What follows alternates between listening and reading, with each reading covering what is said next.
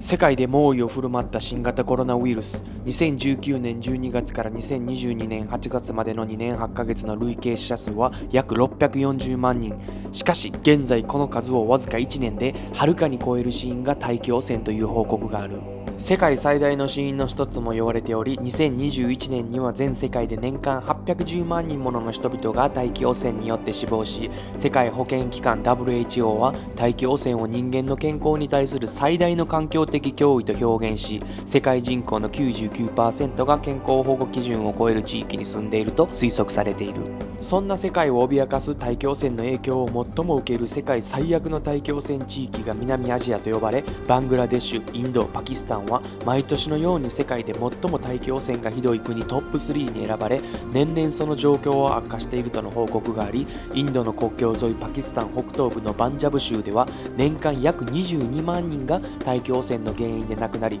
大気汚染により平均寿命が7年縮んでいると言われ、2023年以降マスクなしで外出することを禁止される事態に。そんな世界で最も大気汚染の影響を受けたパキスタンのとある町の実態を今回見てみました。息ができへんマスク。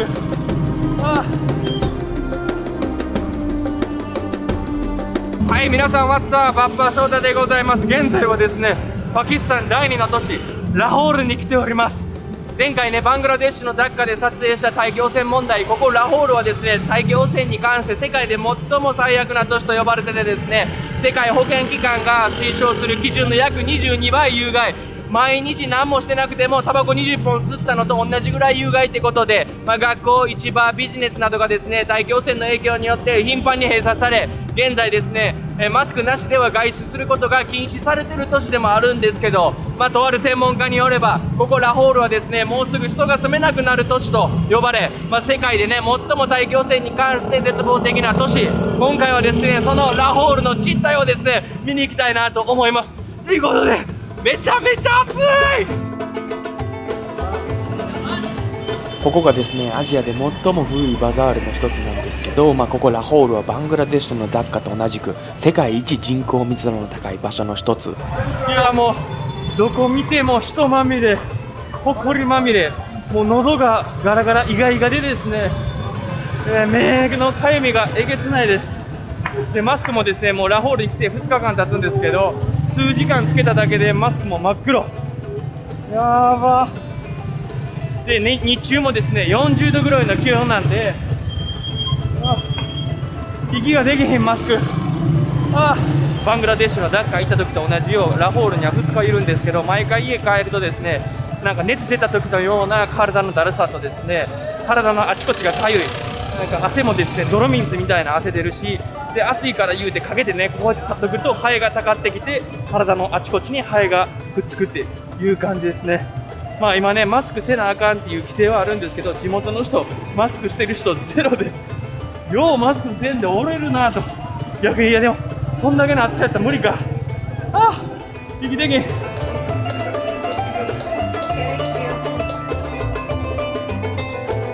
Hey bro, nice to meet you, man. What's your name? My name is Bilal. Nice to meet you. Nice to So you from here? Yeah, I am from. So what's the air pollution here situation? Air pollution situation is very bad in Lahore. There are not that much of trees or Okay. a lot of traffic, and people don't care about that much. People don't care? Yeah, they actually don't have that much awareness about it. Right. Weather is actually very hot, so they cannot put a mask. Yeah, because I saw the online, you have to wear the mask. Yeah, but they cannot wear masks, So let's see around here, yeah? Yeah. 現在のね、ラホール全体の大気汚染指数はネットで見ると150から200の不健康、混雑している場所であれば300から500の死に至る危険ゾーンってことで、マスク着用、家のドアを閉めるようにと警告がされている中、現在は夏なので比較的大気汚染がマシな方らしいんですけど、ラホールでは特にスモッグ季節と呼ばれる10月から1月の冬にかけては気圧の変化、西風、地上付近の大気温度が下がることによって大気汚染物質が地上付近に滞留するため、大気汚染指数が500以上の極めて外での呼吸が困難な日が多いみたいで、大気汚染の影響で視界が悪くなり交通事故の多発、そして飛行機の欠航も頻繁にあるみたいです。大気汚染の問題はですね、ここラホールだけではなく、パキスタン全土も世界第2位の大気汚染国ということで、パキスタンの死因のトップが大気汚染の影響からみたいで、どうしてね、この国ではそんなに大気汚染が深刻な問題になっているのかっていうのは様々な理由があるみたいで、パキスタンのね、大気汚染の少なくとも 40% を排出するのが自動車だそうで、ここラホールでは実用的な公共交通機関の欠陥の影響で約670万台の車が登録されてるってことで、ラホールの面積は香川県と同じぐらいなんですけど、香川県の自動車保有台数は80万なんで、同じ面積で約8倍の自動車が走っていると。おまけに約2700万台のバイクが走っていると言われているそうで、見てください、この交通量凄まじくないですか。もう逆走も普通にしてくるし、もう世界一横断歩道渡るん怖い。普通に横断歩道とかもないからね。やっば、ゴーゴーゴーゴー。これは怖すぎるやろ。で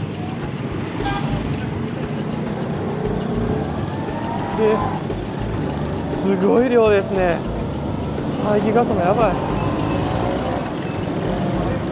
パキスタンどこも横断歩道もないから、もう車も歩く人ももうぐっちゃぐちゃというね。これいかつすぎやろ。当たる当たる。おい。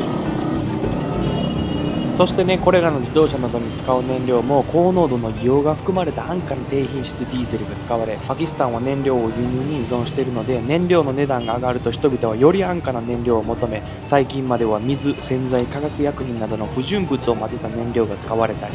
それに加えてレンガ工場の排煙や産業活動のための化石燃料の燃焼や排出物、農業廃棄物の焼却などの影響でより大気汚染を引き起こし、これらから排出された有毒ガスは人間の髪の毛の33分の1の直径 2.5 ミクロン未満の非常に小さく軽い粒子として空気中に浮いているみたいで、鼻から吸い込んだ後に肺に浸透し、毛細血管を通り血流に混じり、心臓病、肺がん、呼吸疾患、目の感染症、脳の発達などの人体に様々な影響を与えるみたいで、そして追い打ちをかけるようにここ数十年でラホールの緑地は 75% 失い、ショッピングモールや高速道路、コンクリート構造物へ変わっていった結果、世界で最も危険で汚染された大気になり、ここラホールでは年間10万人以上の方が大気汚染によって命を落とすみたいです。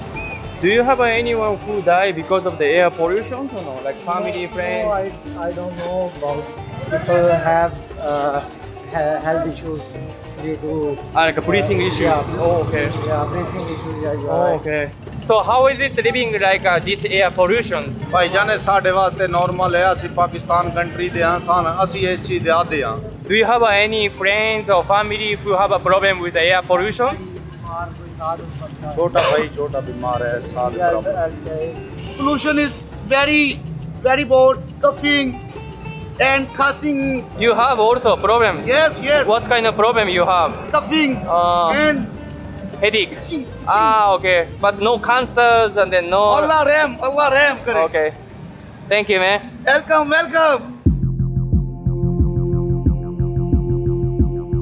でね、このね、大気汚染問題、特にね、被害を受けているのが子供たちっていうことで、子供の呼吸はですね、大人の2倍早いみたいで、しかも身長が低く汚染物質が溜まりやすい地面に近いため、より多くの汚染物質を吸い込んでしまい、発達途中の体は吸い込んだ汚染物質を分解、解読、排出する能力が低いってことで、結果ね、パキスタンでは5歳未満の子供が今までで70万人以上が劣悪な空気が原因で亡くなり、そしてね、これから生まれてくる新たな命に対しても影響を及ぼし、妊婦が汚染された空気を吸い込むと、お母さんから子供へ血液を通して有害物質が流れ込み、早産や未熟児、死産のリスクが上がり、無事生まれたとしてもね、幼いうちに喘息、発育不全、がん、認知発達を発症する可能性が高くなるみたいで、とある研究ではですね、世界の大気汚染が原因でですね、毎年最大600万人の早産、あとね、約300万人の未熟児がですね、生まれてくるっていう報告もあったみたいです。そしてね、これらの問題はですね、パキスタンだけではなく、隣国のインド、バングラデシュ、ネパールにも多く見られるとのことみたいで、理由にですね、海から流れてきた風がヒマラヤ山脈の影響によってこの地一帯にですね、有毒ガスが閉じ込められるとのことみたいで、そういった理由からですね、南アジアには世界で最も汚染された都市が多くあるとのことみたいです。パキスタンはですね大気汚染以外にも汚染問題をですねいくつか抱えているみたいで、ここなんかね通ってても脇道にですね下水、生活水、ゴミがね混ざり合った水がですね流れてるっていう感じで、その横で普通に料理して、人々にね提供されてるっていう感じです。なんで道歩いててもですねもう一周がえげつないです。もうマスクですね3枚今日持ってたんですけどもう全部真っ黒でダメになっちゃったっていう感じです。街中のですねゴミがですねすごいですね。でクリーンのねカンパニーとかが入って掃除とかもしてるんですけど全然追いついてないっていう感じでねお金貯めるためにリサイクルで路上でゴミとかね拾ってる子とかもいるんですけど、お金になるもんだけ集めてその他はもう路上に捨ててもたれみたいな、そんな感じですよね。だからゴミ地獄からはこの街におっては抜け出せないって感じですね。ゴミ箱もですねこんな感じであるんですけど、なぜかゴミ箱の横にゴミが捨てられてるっていうね、ゴミ箱の意味全くないやんみたいな。So I wanna ask you, what's the rubbish system in Pakistan? In Pakistan, government have put different containers outside the parks and outside roads where people can throw their waste or garbage. But there are people who don't follow, rules. So obviously there is a truck. They come every week or stuff like this to pick up. Government have actually in Lahore they have LWMC, Lahore Waste Management System. They have that vehicles who come daily or 1 or 2 days late, after. So they put that garbage in their truck and they just go and they definitely have somewhere their dumping station where they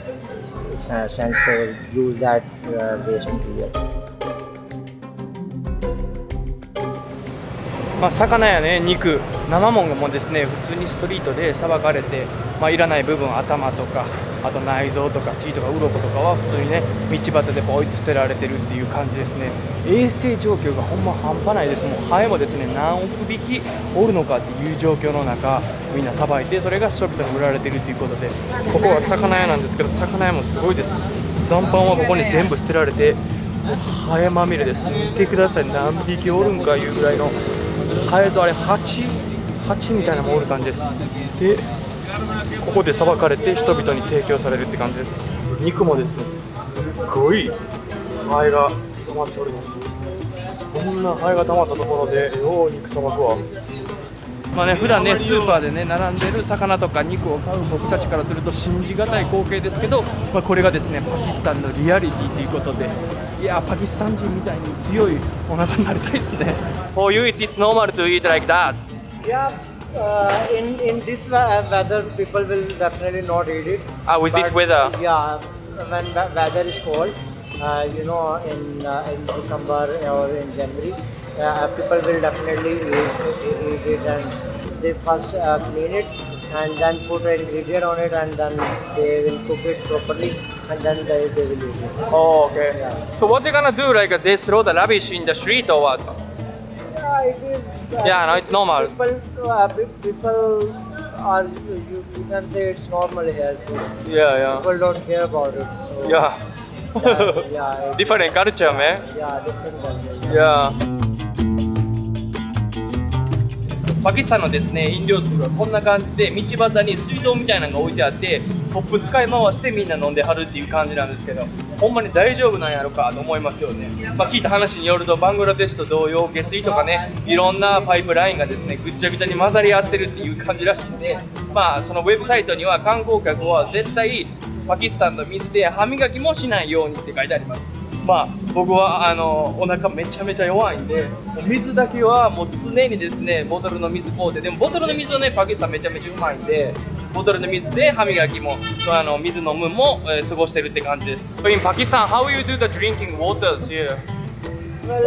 in Pakistan, we don't have clean water in our houses, but government provide filter plant in different part of the. This is the government provide or what? No. That is this is provided by a local Yeah, this is not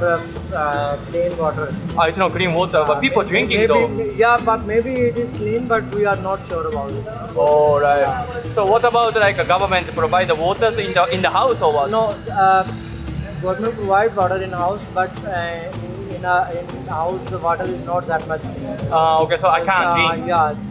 we can't drink that water. But government provide different filter plants in different areas of city, so people can go there and fill up their tanks and drink that water. That's also like a tourist can drink or what? Yeah, obviously. Yeah, right. ここは川の横なんですけど、すごい量のゴミです。見てください、これ。で、ここではですね、仕分けしてる人もいるなって感じです。ゴミをピックアップしてる人ね。こんな感じですね。子供から大人まで、1袋50ルピーで、リサイクルしてるっていう感じです。ゴミ仕分けね。子供もめっちゃちっちゃいで。It's a family. Family. Okay. So you do for commerce, for eat. Roti money. Money. Eat. Okay. ここも普通のストリートの横で、しかもゴミのあるところで、川の一周、衛生状況が悪いところで大家族が住んでるとのことみたいです。一体何があるって言ったらね、ほとんどプラスチックですね。プラスチックの食べかす、カップで、こんな看板とかもあるし、でも何でもかんでも捨て放題やな。一周やばいな。衛生状況えげつないぞ。今ね、この川に来て5分か10分しか経たへんねんけど、暑さとこの匂いでですね、ちょっと僕も頭痛が出てくるかなっていうぐらい環境はひどいです。そんな中、子供ね、あそこ、川の横で普通に作業してるっていうね。